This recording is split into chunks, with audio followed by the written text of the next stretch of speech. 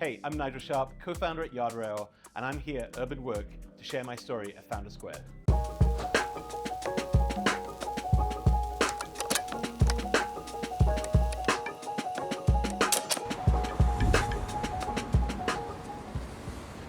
This is Stories at Founder Square. Tonight, I'm here with Nigel Sharp, co-founder of Yardrail. Thanks for coming, man. Thanks, Reed. Absolutely. Yeah, good to be here. Well, good. I'm glad. We'll see what happens after the next 15 questions if you change your mind on that. Let's try. All right. You started businesses in 6 countries and mentored something like 450 companies. When a stranger asks you what it is that you do, what do you tell them?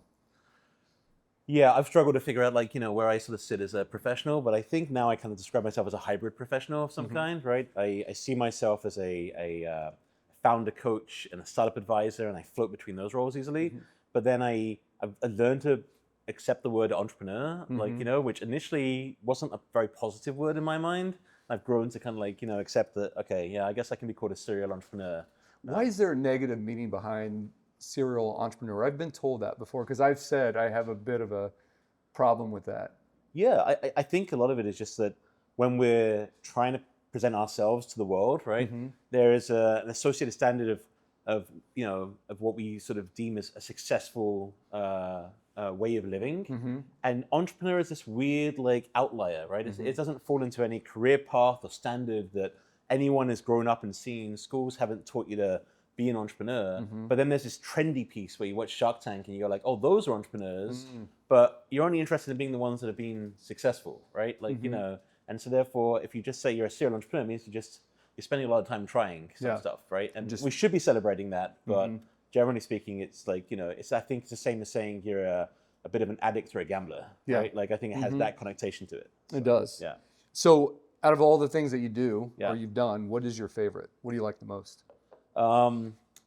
Deep down, I like mentoring. I like doing this kind of stuff, coming out, talking to folks, sharing the story, because in every room like this, there'll be a couple of people who are really working through it right now, and I'll see their eyes light up, and there'll be a moment where there's some part of this story, and I remember being on the other side of this, and listening, and I still go to events all the time, and there's just those little moments of inspiration or little moments of learnings, and so, I mean, this is the best stuff, right?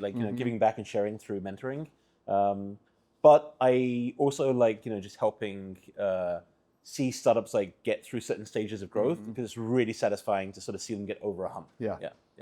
So You became the University of Alaska's first ever global entrepreneur in residence. What does that even mean to build a startup ecosystem in a place that doesn't really have one yet? Where do you start? Well, I'll take some contention, because I think the Alaskans in the room, if there are any, would take contention, because I think they're, maybe. Alaska does have somewhat of a thriving startup ecosystem. It's just earlier stage than some of the other startup ecosystems that are out there.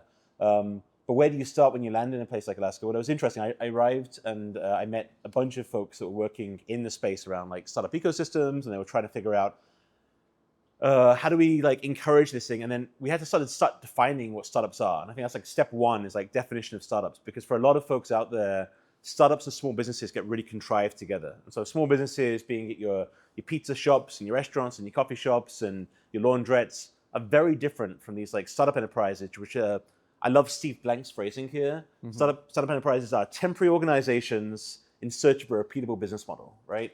And so what that really means is that these are organizations, small, fellowships of people who are going on these amazing quests, trying to make some sort of scalable, disruptable, idea of some kind and bring it to the world. And that's a very different thing. And how do you foster that in a place like Alaska? Well, the cool thing is Alaska just had a bunch of frontier spirit. So most people that are in Alaska already kind of see themselves that way. They're like, well, I'm already on the edge. I'm already trying to do some stuff. So it actually wasn't as hard to get people engaged. The hard part is, how do you then get those companies to actually scale up and grow in an environment where you've got limited talent and limited, some resources are limited, and you're remote from a lot of clients that are out there. So yeah. Well, in Alaska, I believe you stated that the blue economy has more potential than what's in oil. Yeah. Is that true? You did say that. Where did that come from, and do people think you're crazy for that?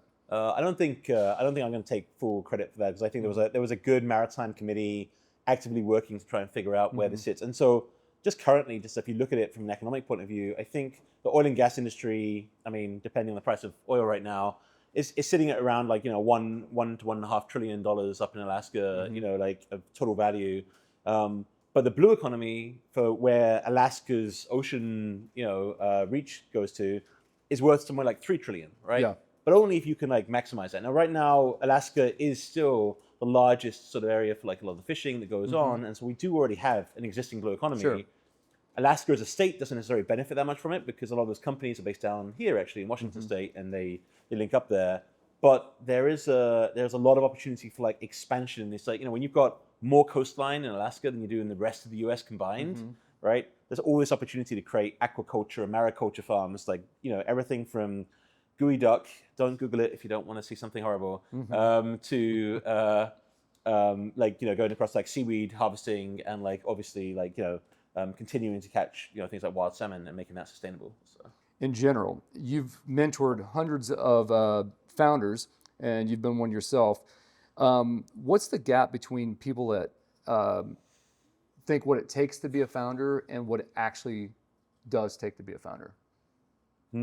Yeah, good question. What is the gap between what it takes to be a founder and what people think it takes? Like a lot of people get caught up on, I can't do it, it's too risky. Like, right. I mean, look, I'll tell you the easy answer to the question is the real gap is if you have unlimited money, it's really easy to be a founder, right? Yeah. So that would be like the step one, right? Like that would be the easy way. But assuming that the majority of people don't, right? Then you have this other challenge of like, oh, okay, I have to be willing to go out there and be somewhat vulnerable, right? We talk about like, when we don't think about vulnerability always in the right way, we often, we associate vulnerability with like things that are shameful, but we forget that like shame is like we can associate shame sometimes with just going out there, sharing an idea and then having an audience look at you and go like, nah, right? And that's a really tough place to be. Put yourself out there and just say like, hey, I've got a thing that I want to bring to the world because I think this thing should be different.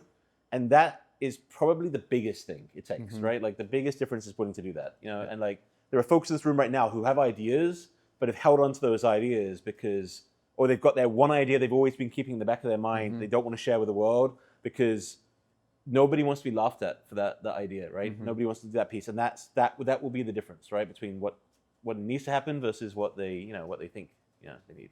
And part of being a mentor is that you're going to see businesses be successful and then you're going to see them fail. Right. When you do see those businesses fail, is it usually the idea or is it something else that pushes them down that path of failure? Really, again, you hear my attitude of stuff is like definition first. What is failure, right? Failure in startup land is if an organization, this temporary fellowship that was going on this cool quest, never learned anything along the way, like, or like learned very little along the way. So like, honestly, that's what I would see as failure, right?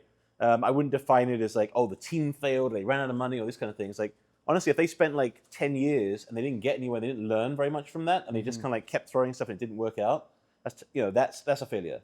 And like a success, on the other hand, is a success can be they spent 6 months, they figured out they were working on the wrong thing, and they pivoted to something else that was more meaningful. That's a success. So now we start putting things in the framing of what success and failure looks like. Success being that I build an organization that learns really well and like, and creates and cultivates a good culture and a team that can like actively like pursue opportunity. Then what you see then with those organizations, right, that are successful inherently, is out of those that fail, often like what you'll see is like team dynamics breaks down and like it limits the potential of where that team can go far sooner than like some of the other pieces that happen out there. But there are macroeconomic things that change. The market is essentially changing.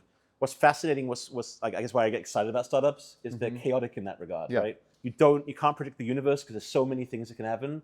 And what I see commonly happening and where like a source of early failure happens is when people aren't willing to go on the learning journey, right? And they go out there and they think they can play like they want to play a game of chess and they want to think all the moves through before they even take the first move. And they want to pre-plan everything. And now in the age of AI, they think they can ask AI to like do all that planning for them. And then the reality is the world is changing as you play the game, as you run the company, things change. You open up a store right here on one street and then like somebody opens up one across the street from you and like that can like change your entire outlook of what you were going to do. So yeah. I think there's a point where people overplan Yeah. and they spend so much time planning, but they never take that first step, Mm-hmm. and they get lost and they get frustrated because they wonder, like, I'm so smart. Why didn't this work? Yeah. And they'll look at other people that didn't plan so much, but they were taking steps, but they were learning from those steps, and they've had more success. So business, to me, whether success, failure, always looks different. I'm going to add on to this. Have you ever seen an idea that you were like, that's it, but they just couldn't get it to the finish line and it just fell out? Oh, I'm getting old, and like what I can tell you now is that every idea I see, I go and I'm pretty much sure like that's not it, and I can say that like with 100% guarantee to the people that I now mentor. I'm like, whatever your current idea is wrong, and I feel confident with that. Like, that's like a confident outlook that I have, is that wherever they currently have envisioned they're going to go and what they're going to do is wrong. Yeah. Because their current like plan is going to fail, right? And they're just, but the opportunity for them to like pivot from that and to change to something more meaningful is there. And I look at it and I wonder sometimes, like, there are some things that I fall in love with as well. And these days it's more I fall in love with the founder and their inspired energy and like maybe their ability to overcome and their obstinance, like in the face of like everybody telling them like, oh no, this doesn't make any sense, but they're like, well, I have got this other data that says it does make sense. Those things get really compelling really quickly. So I get excited about that. Yeah. All right, let's jump into Aquagga real quick, and just a little history on that real quick. Founding CEO, no longer the CEO, still an investor in Aquagga. Right. But where Aquagga, you deal with breaking down forever chemicals, it didn't start with that. If I understand it correctly, you were trying to turn sewage, sludge into energy. Is that right? Yeah. How did you end up shifting to doing one of the hardest things that people just have not been able to figure out? Yeah, it's a fun story. There's a couple of pieces here. Poop to energy. A couple of people in this room probably saw that pitch back in that day, So that was quite a long time ago, and I got excited about it because I was like, well, sure, there must be all this poop, and we can like get it to and I'm only being nice on the language because kids are watching clearly, and we went out there, and I remember sitting on a bus at a conference, and this guy was talking to him, and I was like, well, what do you do with all the they call it sewage sludge, right? And so like, what do you do with all this like sewage sludge that comes out of the back of these waste treatment plants? And he's like, well, we truck it and we dump it on fields, and it uses like fertilizer. And that is currently where a lot of sewage sludge goes in some parts of the country. And we're specifically speaking about the East Coast. And then he's like, yeah, but soon there's gonna be this PFAS stuff. And if that becomes a problem, we're just in everything, and then we won't be able to put it in the fields anymore. And then I don't know what we're gonna do with it. And then we could use your system to destroy the sewage sludge, because then we can get rid of it. That was my first time hearing about PFAS. And then I spoke to somebody else, and then I heard it then. And then it came up again like 3 months later. So I started like just hearing little clips of it on the radar, and he's like doing it. And all of that is because we were very intentionally following customer discovery, right? And like trying to learn about this PFAS stuff.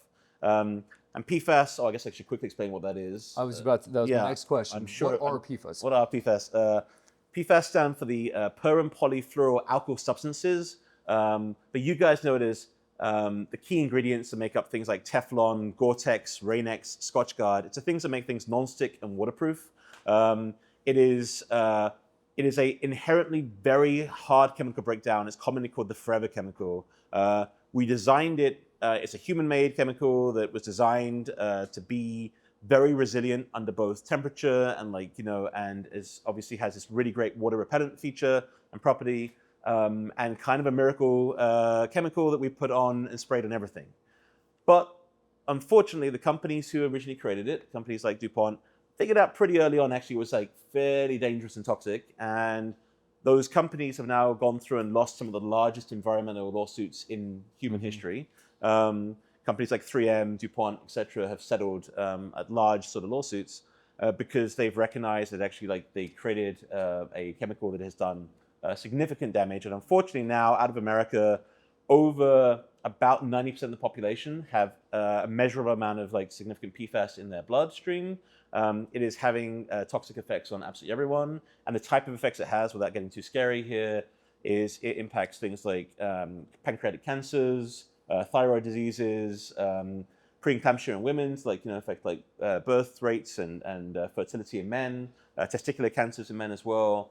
So unfortunately, this stuff is really toxic, and the important piece to know about PFAS is that it's toxic at levels that are lower than almost what we could measure when, or what is currently measurable. And so the current health advisory ratings put this stuff at around like 1 or 2 drops of PFAS in about 20 Olympic-sized swimming pools becomes toxic.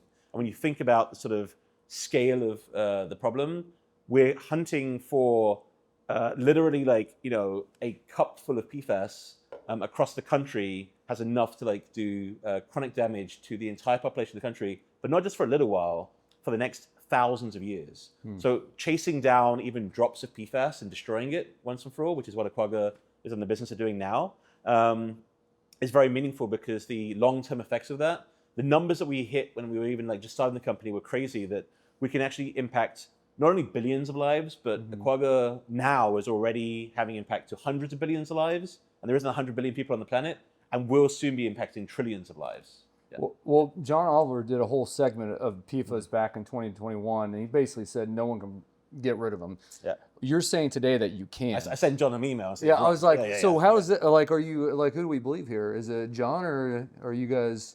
Yeah, you believe the science. So, yeah, I'm just messing with you. The joke was here that it's 2021. When did you break, when was it? Because that's 5 years ago. Yeah, that was right around when we actually like broke down PFAS. So a couple of pieces to that. We weren't the first to break down PFAS, right? PFAS are things, if you incinerate them at enough temperature or whatever, they will, like any chemical, they will break down eventually. The question was, how could you do it effectively and efficiently and at scale? And those were like big challenges, because you need to process either a lot of water and like searching for these really little amounts, and then you have to like destroy it somehow. So when we did it, actually, and one of the kind of cool experiments is right in the midst of the pandemic, when all things were like pretty much locked down, we had a hypothesis that our poop to energy machine idea could be used to destroy PFAS. And so we were like, oh, okay. And we applied this small Washington Research Foundation grant. It was a $50,000 grant. And most of the funding for all things right at that moment were going towards COVID type activities. We applied for this though, and they said like, sure, we'd love to see, you guys try this out. We imported a secondhand little, like, basically, let's call it a little pressure cooker, a little bit more fancy than your home, home pressure cooker, but it was one that we put into a fume hood here in Tacoma. But that Tacoma story got really interesting, because we got a phone call from a guy called Nate Talbot locally who said, hey, would you guys be willing to move down to Tacoma? We've got some office space opening up in an incubator program that you can come be part of. And we said, well, we're sitting at home right now. It's the pandemic. Have you not looked around? And he's like, yeah, well, but the office space is there, and it'd be cool if you guys can. And luckily, one of my co-founders, actually, like, his parents are originally from the area, and he had grown up in Puyallup. So he was like, I like the area, like, maybe we could. But we were up in Alaska. We were just wrapping up that call with Nate, and then he said at the very end of the call, and by the way, we have like wet labs at the building as well, and if you guys want to come down and do a wet lab. And we had literally, and this is one of those like moments you just see the universe like align things for us.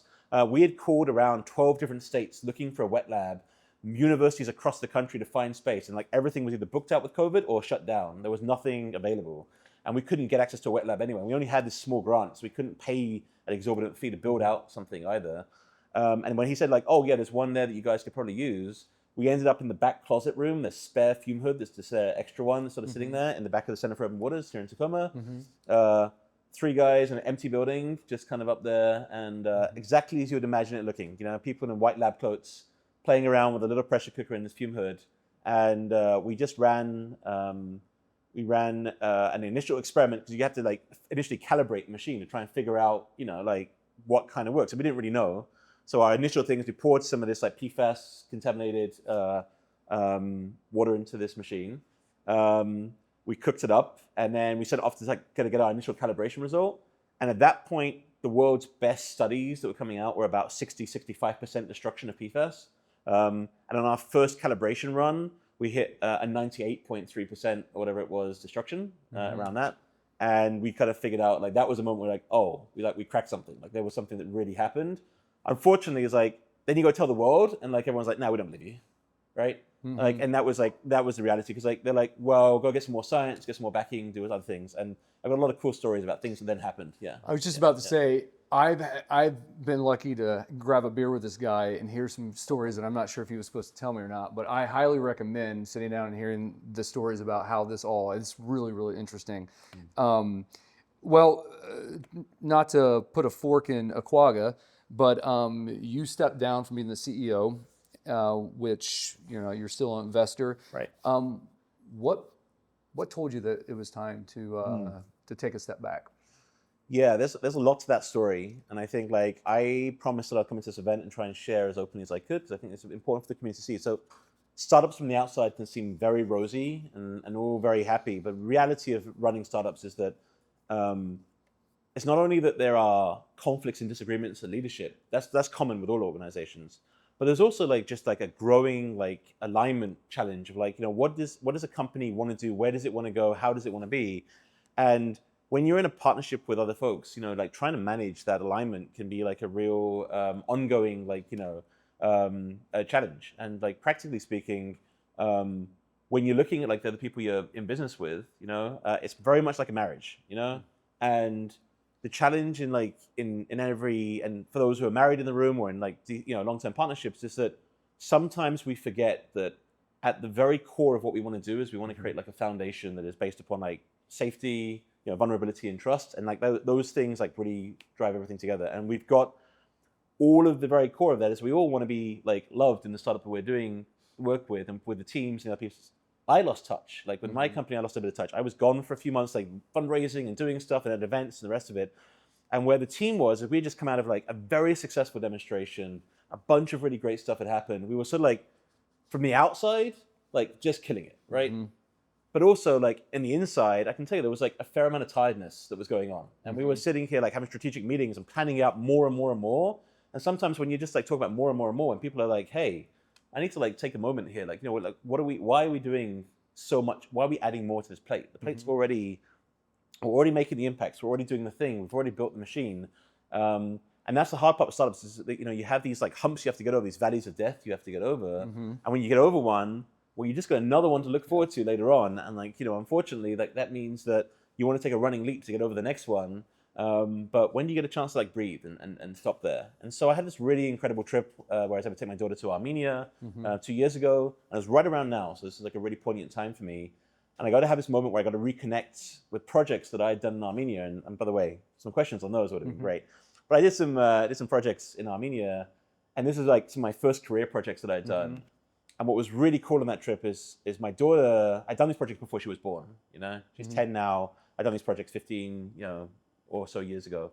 But I got to go there and she got to see like what her dad had built, like, you know, in Armenia, and recognize like, oh, all she's ever known me was as the PFAS guy that like deals with like toxic water all day long.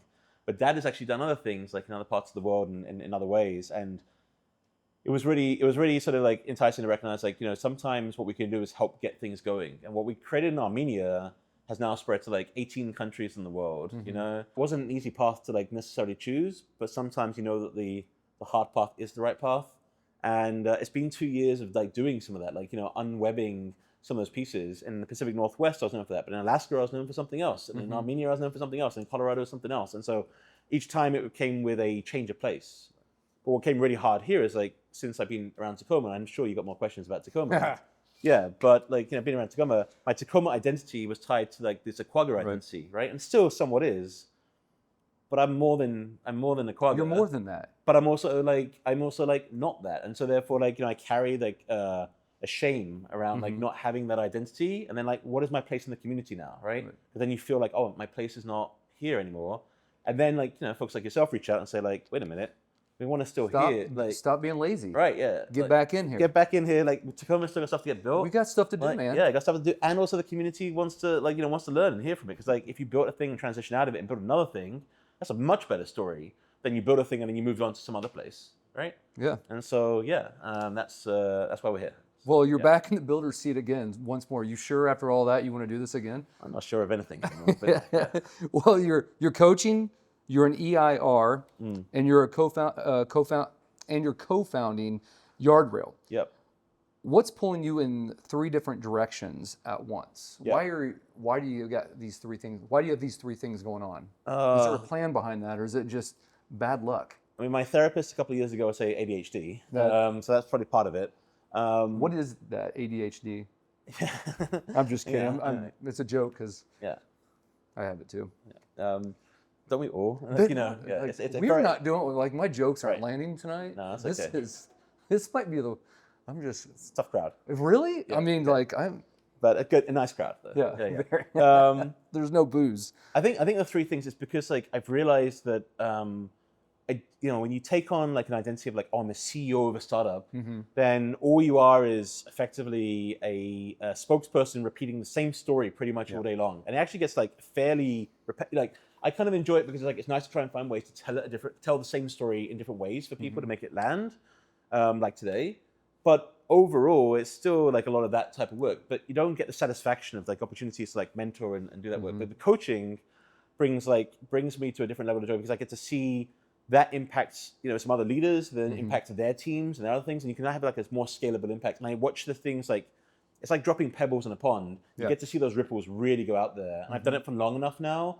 But I've got to see the ripples come out like full force. And I get these emails years later, and like I didn't even remember saying the thing to the person, but there was a little thing that just caught them at the right moment, and it just unlocked something for them that they either expressed gratitude to me, and whether or not it was me, because I think it was all them, right? Like it was very satisfying. So I like doing some of the coaching for that reason. The EIR stuff at One Day is also really exciting because I think. What is EIR? So it's an entrepreneur in residence role and a mentoring role. So and this is a role that allows me to kind of like work with folks who are looking to get like into maybe their first ideas, their entrepreneurial journey, but they want to like have it under some sort of structure. So One Day has a partnership with a couple of different universities to allow for an MBA to be got. So you can get an MBA in entrepreneurship, but while you're like basically building the business, you get your MBA for building your business, and they help you through all those stages of doing that and all the training there. That stuff didn't really exist, like even a decade ago, 2 decades ago, that stuff just wasn't there. You go to business school, you get an MBA, but you couldn't learn how to build a startup.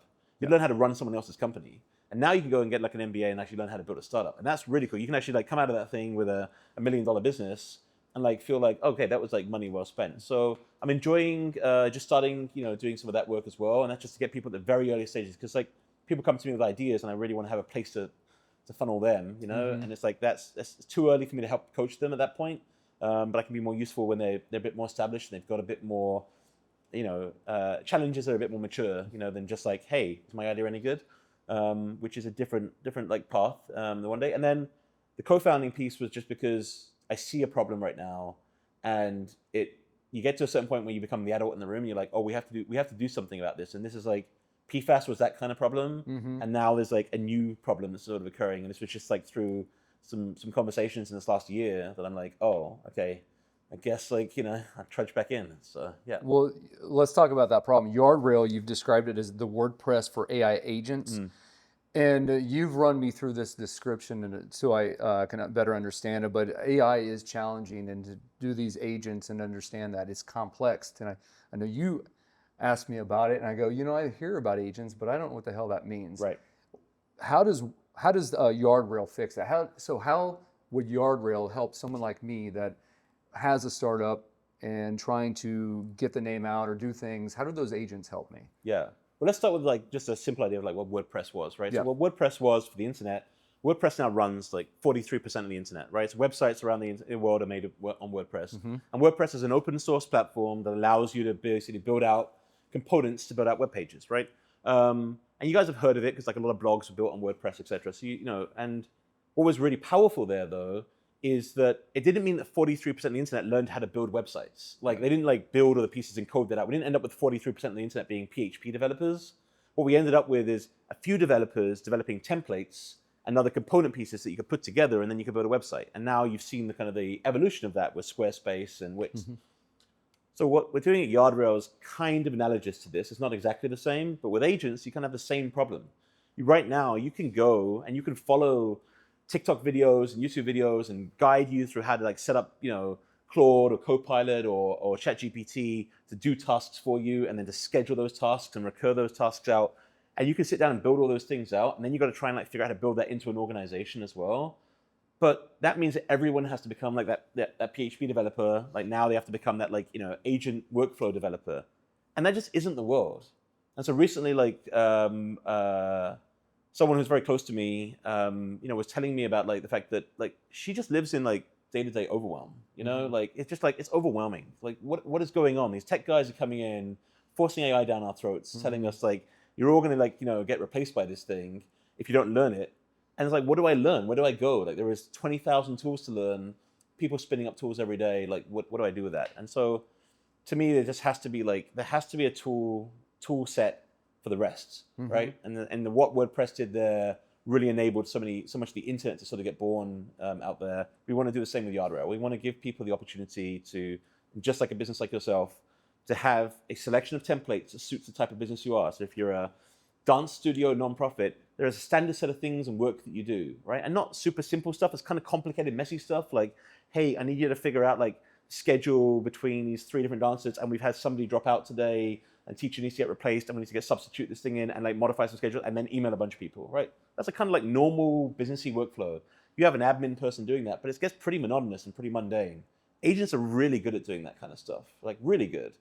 But who's going to build that agent and make that all kind of work? And so what we want to do is we want to create a marketplace that allows those who want to build can put it out there and like sell these pre-packed packages. For those who want to just run their thing and don't want to be managing more AI employees, right? Like I think like so many startups right now are offering AI employees to everyone. They're like, hey, have like a bunch of AI employees like behind you. It's like, have you had more employees? I've been a CEO, like I've had a startup. Like more employees doesn't mean less work, it just means more work. And so like there's more people to manage. What you want to do is you really want to have agents that are running around like in the background, just taking care of those like repeated and boring, mundane admin tasks and just hoarding those things off your plate so you can actually like focus on the stuff that brought you joy from the beginning when you started the business. Yeah. Do AI agents scare you? And the reason why I'm asking this is that I've seen more and more about how these agents have created chat rooms, and there's a lot of them talking and learning. And there's one in particular that humans could watch but couldn't interact. That's right, yeah. And they've been tracking them talking about like in front of people what they're planning on doing or what they're doing. Should we be scared of that? Are you scared of that? What does that look like in 6 months, 10 years, or 1 year? I mean, 10 years, who knows? But like if Yardrail is where you're heading, like how do you keep people from being afraid to do that? Because that's scary if you see this agents talking and you create an agent and all of a sudden your agent is not giving you all the information because it's like trying to out there making money and all these things, which I don't know how much of that is true, but sure. Like, is it scary or is it not scary? I'm gonna be like really aggressive here. Let's go 20 years in the future. I'll tell you what 20 years looks like. Okay. In 20 years, you got kids growing up using this stuff every day, and the fear is gone. And I'll tell you why the fear is gone. Because in the same way, if we just roll back to like medieval times, and the first people that figured out how gunpowder works, and like they've done some chemistry, and they've done some alchemy, and they've done that, and then they go like, ta-da! Look at this thing that kind of explode. Everyone else is just terrified and scared, right? Like a sufficiently complex technology is indistinguishable from magic, right? And so what you're describing there is like the magic of like a social media chat room looking like it's doing something really incredible, and they're having these conversations, and maybe the machines are trying to sort of like, figure this stuff out and gang up on us and do that right. So have you not seen Terminator? Terminator? I've seen Terminator, yes. Terminator. And there's a part of me that like, I worry more about like things in Terminator. I worry more of the fact that we are moving to like machine speed warfare and this kind of stuff. This is really happening. That is really happening. But in the other side of it, like it isn't because the machines are like sitting there and like plotting and aggressive. Like once you actually understand what goes on behind a lot of these systems and how it really works, and once you actually play with these like LLMs and these like large language models that are there, and understand that. I'm not saying that there isn't like some things that are concerning. There are things that are concerning, but for the most part, a lot of it is actually like not as like once you understand how the magic trick is done. Some of the magic kind of wears off. You're like, oh, and I think in 20 years, I think that's what's going to happen for a lot of people. They're like, oh, okay, we'll kind of get how the magic trick works. I'll kind of get where its limits are and what the challenges are, right? You've got experience all over the world. You've done, like you said, you just went to Armenia, or Armenia, yeah. Armenia, yeah. And you're in Tacoma, and you're starting over. You're starting again. You're getting back in that builder seat. Why stay in Tacoma? Why not go to Silicon Valley, Seattle, wherever, other places? Why Tacoma? Yeah, this has been some of my most recent work, is realizing that like, oh, wait a minute, Tacoma's home. And I say that and I know it sounds really simple, and it sounds simple to people that get that. But for someone like me, who hasn't really had home for like most of my life, I go where the next person needed me to go do the thing, and I got drawn into whatever it was. To realize now that like, oh, my kid goes to school here, right? Like friends and communities are here around it. I got to build some great stuff here, and I loved seeing it like kind of grow and do that. And it is hard because like, sometimes those things you build, like, I had to like to properly hand it off. I also had to like fully let go, and that means that like, not being part of that as much anymore means that like, oh, okay, that chunk of it, but the whole community didn't suddenly disappear. Right. It's still here and it's still growing and it still has aspirations to do things.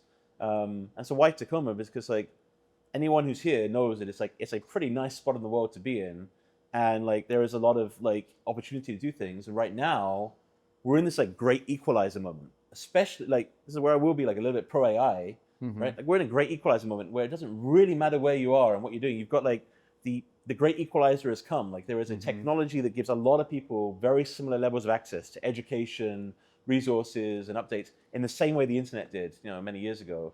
And so now we've got this opportunity to be that. So therefore, like, pick a good place to be. Tacoma is a good place to be. So yeah. Well, the correct answer was Tacoma Rising, Reed Fetters. All those would have been okay. But thank you. Thank you. I failed the quiz. No, I'm teasing.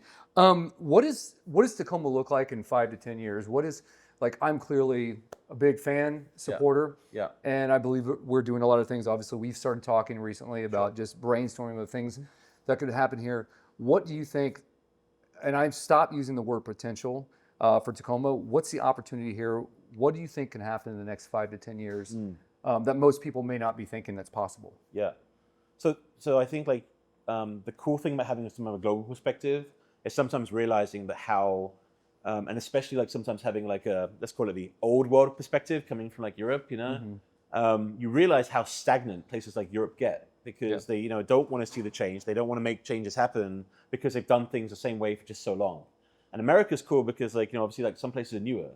And so in the big cities, there's just a harder shift to like move momentum in any other direction, right? Like, there's just a resistance. And so as you get to these smaller cities and places like Tacoma, there's a much greater willingness to take a little bit of like risk and like move the direction. And also like generations change out and there's just like the right moments where the right leadership comes in, Reed arrives on the scene and like, suddenly like, Tacoma can like, make a real switch towards doing something great. Can you say that in that camera right there? I did. I did. Yeah. No, I'm just kidding. Well, that makes sense. Last question here to close it out before we ask questions to the audience here. You said entrepreneurship is the great leveler. Yeah. What do you mean by that? And do you actually believe it's coming true? It's becoming true. Truer. Excuse me. Truer. Yeah.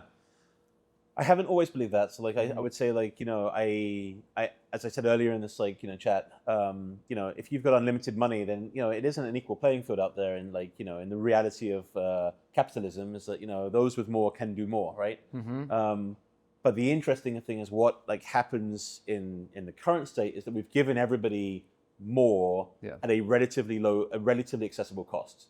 That isn't going to remain true. That's very important for everybody to understand. Like, right now it's heavily subsidized. And we understand that. And like, we'll spin up more data centers and we'll spin up more energy and we'll try and get some stuff done. But ultimately, it'll start shifting again back to those who can afford will and so on and so forth.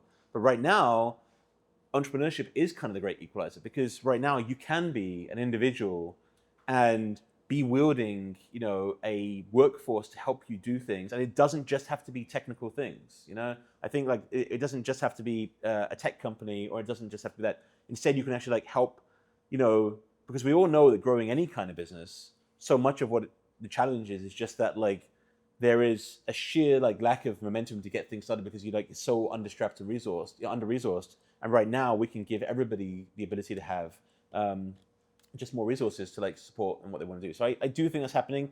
And the other second thing that's really important here is the education. Like we've built structures and systems around this. I mean, like thankfully I've been part of this as well. In the last 20 years, startups is now like something you can teach.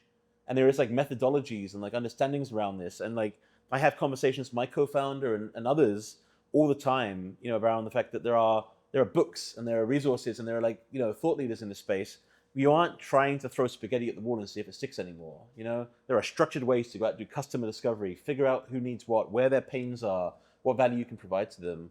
And that in itself has become an incredible equalizer between education, the tooling and the technology to help support people to do that. And then the fact that we still live in a great time where there is a general willingness, because that is one thing that's great for Tacoma and the US as a whole, is people are willing to bet on each other to like try things out and do stuff. Like, yeah, I'm bought into entrepreneurship, sure. I think we talked about this, but there has never been a more level playing field across the board where if you have an idea and you want to start a business, now's the time to do it. There's no more excuses. You can't use, I don't know how to do this. I don't know about websites. I don't know about, I mean, anything that you can throw out there, there's solutions that are available that are, it's attainable. And we've hit this point where I didn't realize it, but I've been using AI for a year. And as I've been using it more, I had multiple things going on in the background today while I was working on it. And I was just like, you give someone with ADHD AI and they understand how to use it, it starts to help you get organized. And you're just giving task and task and as you're dumping on other things. It was like, it's crazy how much more I've been able to get done because I'm not having to do all of the tasks. And I think it's really incredible what AI has been able to do. So as an entrepreneur, there's no excuses. Like in my opinion, that's and that isn't it though. I want to like emphasize like there's a bunch of step change technologies happening simultaneously. Sure. So I like the fun stories are important, you know, as well. Like I mean, my daughter got very involved in the children's business fair locally in Tacoma, and you get to see a lot of the other kids like building things and doing stuff. And other technologies like allowing them to like prototype and build things they couldn't have done like historically easily. And so like things like 3D printing technologies, right? But what was really cool is recently I took like an 11-year-old, we played like Dungeons and Dragons, right? But for them to make a little character, they were able to get like AI, put in a prompt, generate a picture, turn it into a 3D model, and then like modify that model with a little, like still there was a need for a little bit of manual work, a little bit of tweaking, but honestly, like it was great for a kid to learn those like little bits of refined skills, turn that, print it out, you know, out of a liquid 3D printer, and then out pop this like model, and then the kid could like go and like, you know, paint this model, turn it into a thing, and then they're like, wait a minute, I bet you could go to like a D&D, you know, convention, conference type thing and be offering that as a service to all these other people that already have their well-refined characters. They want to describe that and you could give them a little thing there on site. You know, I mean, there's just an abundance of ideas and ability to do that. And like, you know, there's very little, you know, stopping us from doing that. We don't need millions of dollars to get a lot of things off the ground. What we do need is just like the time and effort to do that. And not everyone has to be a builder. Again, like going back to the Yardrail piece, like not everyone has to be a builder of the technology to do the thing. Just, you know, take the tools and then also like have the agents use some of the tools so you can just go focus on the piece that you can really bring, which is that you know, unique personal brand or that story or your passion to whatever it is you want to build. Yeah. My son's 7 years old and he builds houses in Minecraft. And I'm like decked out houses. He built one inside of a mountain cliff and had it coming out with like waterfalls, pools. And he's 7. And the point behind that is that he has a business he just started, Fetters LLC. So if anyone's looking for house designs, we've got you covered there. Well, nothing's landing today. I can't get anyone to laugh. All right, guys, questions. Do we have any questions? I've been hearing and seeing how exponentially AI is growing, but also there's the side of all the power and water it takes. Do you feel that it could potentially implode itself? Exponentially, it's growing so fast that there's not going to be enough infrastructure to handle it? We know that when humans are faced with great adversity and need to find more opportunity, we can provide those resources. There isn't a limit on how much power we have, and there aren't really limits on like how much water. We live on a planet with 70% water. And as a guy who used to run a water technology company, I can tell you there's plenty of water out there. The hard part is like, is it in the right places? Does it make sense for like what we're trying to do? How do we scale that? Those companies that are investing in those infrastructure pieces, are they going to be able to make a return that's meaningful for the amount of scale infrastructure there? They're making big bets right now, right? They're making big bets with the expectation of big usage. And And we're sitting here going like, well, yes, we think there's going to be further usage, because in the end, I think there is like a shift in this will make humanity generally better. But there is like real risk that if we do things a little bit too fast and we aren't being conscientious, there is a risk that we're already seeing that, where shortages can start occurring because you're having, but that in itself, the beauty of, and this is like where I will say the beauty of like the US and like capitalism in general, it kind of accounts for that in itself, right? Like the supply demand curves will actually like rebalance themselves back out. And ultimately, like, we need to find ways to try and do it sustainably, but do it in but sustainably when people are gold rushing, is very hard to get them out of that mindset. And right now, I think we just have a lot of people that are just very excited and they're kind of like gold rushing into it. And a lot of other people are getting left behind, people that do need the clean water and the resources and the other energy, and they're seeing prices go up and the economy. And I think that's why it's so important that we work ethically with some of the AI tools. And that's why, with our company and other companies, we're trying to open source things and put things out there, because this is one of those like great shifts that require more of that mindset as well. So, yeah. There's technologies that they're digging into that it's less water, no water. Helium, I heard helium was something that they're looking at doing previously, or I've heard, I don't know. I know there's technologies that are working on how that, and somebody that probably knows is back there, Michael Katze, and if he feels like he wants to share to that. But one thing I haven't heard too is that Washington State's going to be having potentially some energy issues coming up, because we can no longer use natural gas, coal to create energy, yet we're using a lot of it with electric cars and some of that. So we have a battle here in the state ourselves to figure that mess out, and I can't speak on it that much other than what I've heard about it. So that's a really good question, and hopefully we can just ask AI what we should do. What yeah, no. That was a joke. Good. That was the first one that landed, Reed. Look at that. Good. All right, Michael Katze. Yes, thank you. What's it going to take for Tacoma to do what Anchorage did, and sort of get to a point where we can actually emulate what happened there? Because that startup system really changed the community quite a bit.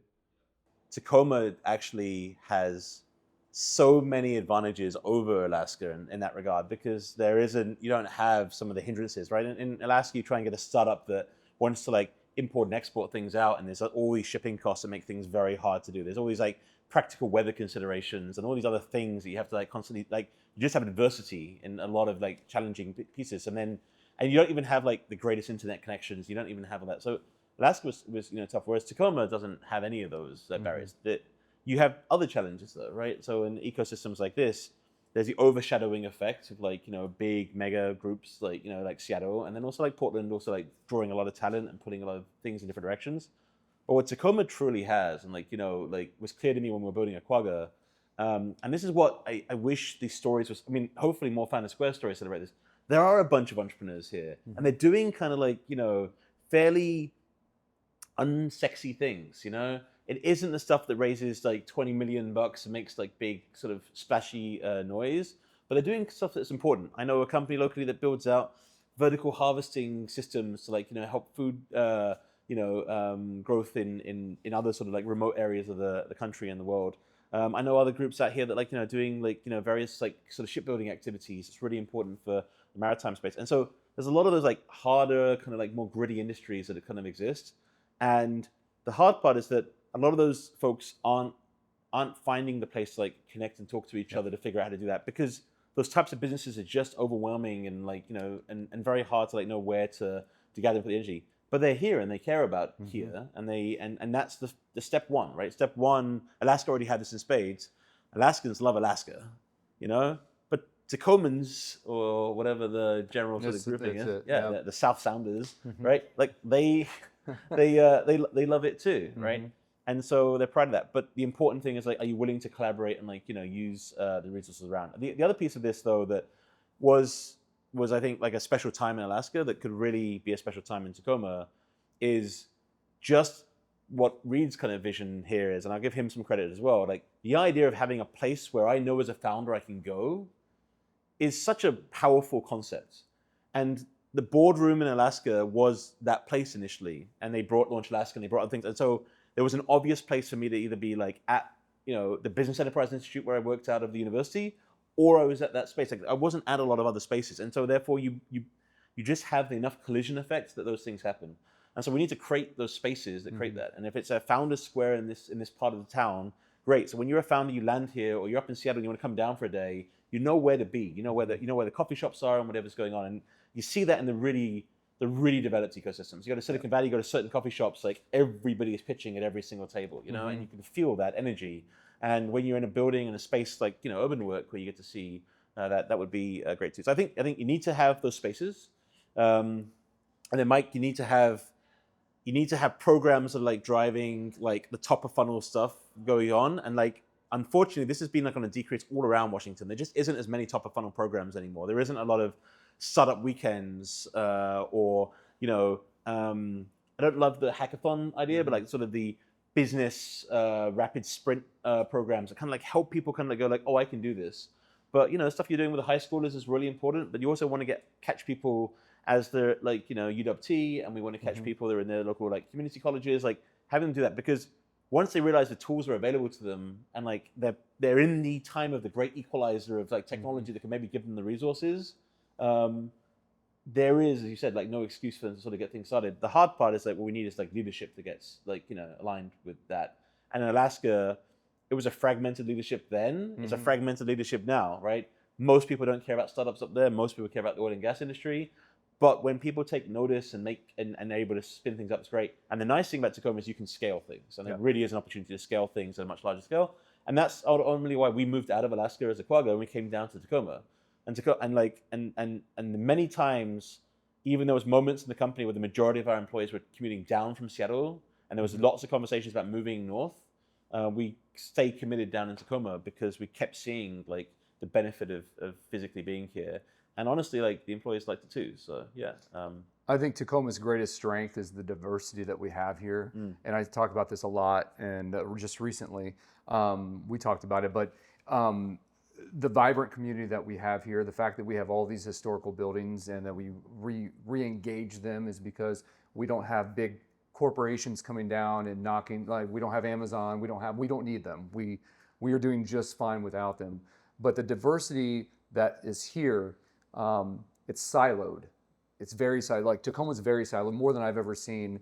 And it's okay if you have cross-industry communication, collaboration, and that's something we're working on now, that if we could collaborate more, because when you don't have a major industry or a major corporation, there's not a big group or a lot of money pulling everyone together. When you're all small businesses and entrepreneurs or majority, you've got to be able to reach all of them. And what we do instead is that we have groups that all reach other smaller groups, but those groups aren't talking as well as they could be. And that's part of what we've been talking about. Michael, we've talked about this too, is like, what if we brought all the leadership of the groups together and we all got on one page and thought, well, hey, you know what?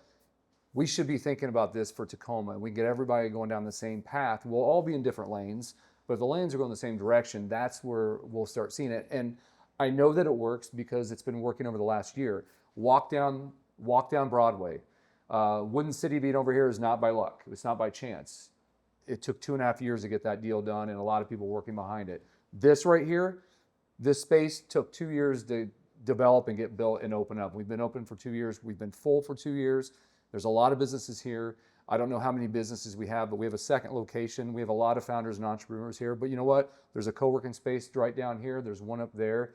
We're not doing enough to connect everybody. And that's what Founders Square Stories is. That's what we're trying to do here. And when you said, hey, I want to get back involved, I was like, holy cow. Like, I was like, let's go. But that's to Michael, your point is that we need those catalysts and those people working together, because if you can start bridging those gaps, Tacoma has so much opportunity, but it just has never had strong leadership. And I'm not trying to be negative, but the leadership's never been tied together. And for the first time that I've been here, we have a new city manager, we have a new economic development director. We have a lot of people in leadership here that are actually having conversations, and I think that is it's the most important piece. Anyway, I went on and on about that, but you're going to hear a lot of that over the next year or two if you come back to this. I promise you I'll pre-write jokes. All right. Any other questions? More questions? Can I just expand one quick thought? Yeah. And I think just like, only because like I think to Mike asked a really valid question. I just want to emphasize that because people have done things in other places, there is a temptation with economic development and a temptation with startup building and ecosystem building to just do the same thing again. Yeah. And what I'm trying to say is that things have changed. And so what worked in Alaska won't work here, but the types of businesses that are going to be created going forward aren't the same as the ones that were created before. Right. And so right now, like the future of businesses might be a lot more small 2-3 person businesses serving a lot more people than historically when you needed a lot more people to do those things. And so a future Amazon might not even look like a future Amazon. You might end up with like 10 people companies that are doing like multi-billion-dollar revenues. Like that is a very realistic possibility. It's already happening. It's already happening. It's been happening since COVID. Every majority of businesses have already downsized. They're taking less square footage. Even and a lot of companies, AI is going to start picking up, but companies are getting smaller, footprints are getting smaller. But that's not a bad thing. It allows for more opportunities and more different businesses and people working together. Like this community, I'm really proud with what Becca's built here. And if you just came in here and you got to know the businesses, it took 2 years to build what we have because you have turnover, right? Not always the great fit, but we have a really strong community here. And we have people coming in here and there's a wait list because people walk in and they see who's here and like, oh, I want to be there. Right. And it's a really cool feeling, but that is not going to stop. And that's why I think co-working is going to grow, but companies are shrinking, footprints are shrinking, but that's not a bad thing. Yeah, but I'll give you some credit, Reed, that it's people like you and others around here and other people that are just inviting people to be back in. Because like, I haven't moved away. Mm-hmm. I've lived here since I moved here almost six years ago, built Aquagga during a lot of that. For the last 2 years, I'm like, just, at home and going up to events in Seattle. And like, there was no reason for me not to come into events into Tacoma, but I didn't feel necessarily invited. We have to keep reminding ourselves that we have to keep inviting people, and they may not come this time, they may not come next time, but if they can see they can be invited and they see they can start things, and even if they exit out of things, they move on to something else, they're still welcome to be part of the community. Like the community hasn't you're not a, open door policy. Right, open door policy. Answer the door when people are knocking. Right. All right, guys, if you have more questions, we can do it after we're all wrapped up here, but can we give Nigel a round of applause, please? Yes, sir. Thank you. Thank you. Yeah. Thank you guys all for coming. We'll see you in a month. Have a good night.